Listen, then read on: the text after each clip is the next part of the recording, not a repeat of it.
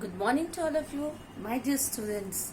Last day we studied about food habits of different animals, carnivores, herbivores and omnivores. Now today we are going to start the next further topic, that is scavengers. Scavengers. You might have seen different scavengers around you, like crow, jackals, hyenas, vultures moving around in the forest. What do? These animals, crow, jackals, etc., they clean up the surroundings and our environment. How? They eat dead bodies of animals and clean up the surroundings. So scavengers are those organisms which eat the dead bodies of living animals and fill their stomach, and in this way they clean up our environment and surrounding. These are some examples, like crow, jackals, hyenas, vultures are very common scavengers. Now we'll move to the next type of organisms, that is parasites. Parasites in Hindi we can call it parjivi. Parasites are those organisms which are totally dependent on other living organisms. They totally depend on the living bodies. Sometimes they live inside the body of organisms, and some parasites, they live outside of the body also, and this way they totally harm the body. How? We'll see it. The first type of parasites, the first category, are those parasites which live inside the body of living beings, like tapeworm, like roundworm, like hookworm. These all stay inside the body. They live inside the body of human beings, living bodies, and in this way they totally eat the digested food of animals inside the body, and in this way they harm us. And the second category of parasites, that is mosquitoes, flies, leeches, bugs, etc., are those parasites which lives outside of the body and they harm us. Very simple and common example in our daily life is mosquito. Mosquitoes, you might have seen mosquitoes moving around us, and they always suck our blood. They are the organisms which suck our blood by their feeding tube. They don't have teeth. Instead of teeth, they have a long feeding pipe, and they pierce the skin, and in this way they suck our blood and harm us. Next are flies. Flies, sometimes they sit on the wound and they harm us. Leeches, sometimes they also enter the wounds. Leeches, bugs, these all are some parasites which are totally harmful for us. They live outside the body. Now we'll move to the next topic, that is food chain. Now what is food chain? Food chain is the process of eating and being eaten. The process of eating and being eaten is called food chain. Food chain is a very important phenomenon of our environment and ecosystem. Suppose I am taking the example of grassland ecosystem. In grassland ecosystem, you can see grass is eaten by zebra and zebra is eaten by lion. You can see in the first example of grassland ecosystem, grassland food chain, the grass is the producers, plants criteria.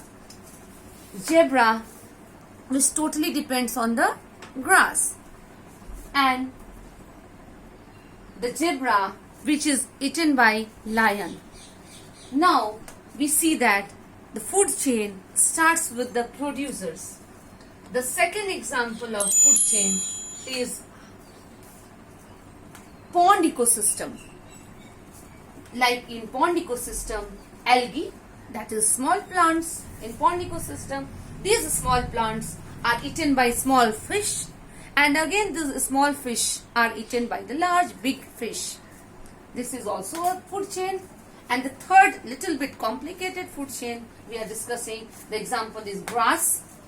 Grass eaten by grasshopper, grasshopper again eaten by frog, frog eaten by snake, and we can see here snake eaten by eagle. This makes a complete food chain. Now what do we see in this food chain? We see the common thing in all the examples, that each and every food chain starts and begins only with the producers. It means producers are the beginning point of the food chain. Now, what is the importance of this food chain? This food chain shows us the interdependence of various types of animals on each other. It also shows us how producers, how carnivorous, omnivorous, they all interdependent on each other.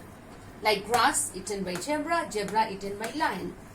In this way, we can see that plants and only plants are the beginner or the starter of the food chain, which starts the food chain.